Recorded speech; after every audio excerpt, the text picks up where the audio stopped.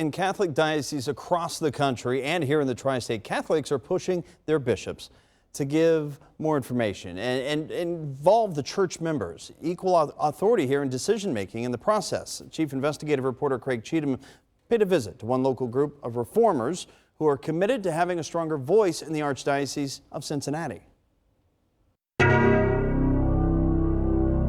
Their meetings begin with prayer. For all our brothers and sisters in faith, as we struggle to become the Spirit-filled church we are called to be, move us to accept the challenges of reform. The organized effort of these dedicated Cincinnati Catholics We are the church. is part of a growing national movement We are the body of Christ. designed to educate We will be transferring some of the information to a Facebook page. and inspire Catholic laity to become active decision makers in how dioceses operate. The group, like ours in Buffalo, was very, very strong. At this December meeting, two local groups, Concerned Catholics of Cincinnati and Beyond the Scandal, shared their progress, plans, and views of how they can have a greater impact in the Archdiocese of Cincinnati. The major difference would be that the diocese would become transparent in everything that it does. Bruce and Jan Seidel are members of St. Francis de Sales Parish. The person in the pew has to wake up and realize that we have a rightful role that we must play in the church. In a statement to the 9 on Your Side I-Team, the Archdiocese said Archbishop Dennis Schnurr is aided by many groups that involve laity, including the department directors, which consists of 6 lay people and 3 clerics who meet weekly with the Archbishop to assist him in operations. The Archdiocese also says a lay review board meets regularly to examine possible violations of the decree on child protection. The review board includes a psychologist, a social worker, and an abuse survivor. Do you think they're going to say you can't do that, Father? But these critics say the Archdiocese still shows it's more committed to protecting priests than children. We apologize. We were wrong. In August, the Archdiocese admitted it failed in 2018 to properly monitor Reverend Jeff Drew, the pastor of St. Ignatius Loyola.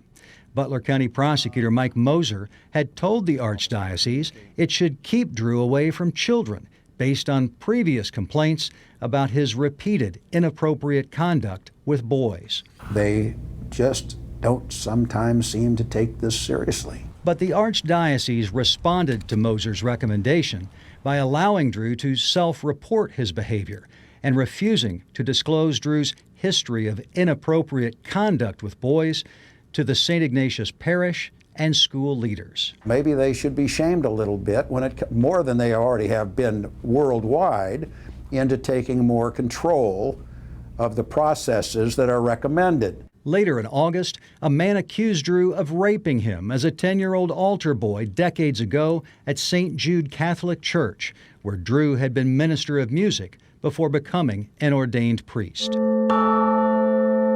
In October, the I-Team discovered Father Daniel Pater had been the director of music at St. Simon of Cyrene Episcopal Church in Lincoln Heights for the previous 6 years, even though he had been removed from active ministry as a Catholic priest after he admitted to sexually molesting a 14-year-old girl when Pater was a priest in the early 1980s. The Episcopal Church fired Pater after the I-Team revealed his past. Since Pater is still a priest, the Archdiocese is responsible for supervising him, but it refused to answer the I-Team's questions about Pater. Mind-boggling. Retired Catholic school teacher Jerry Ahrens says these recent examples show why the Catholic Church needs to allow laity to become an equal partner in the operation of the Archdiocese. We're just a voice crying in the wilderness. They're not listening. They don't hear us. Ahrens says he was 11 when a Jesuit priest sexually abused him.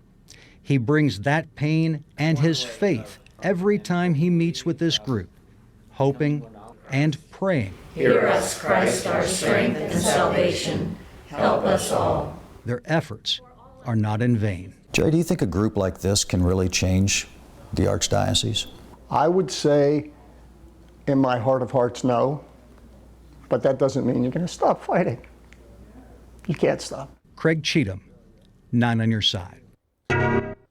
The I-Team spent 3 months investigating the Catholic Church. You can read all of their reports right now on WCPO.com.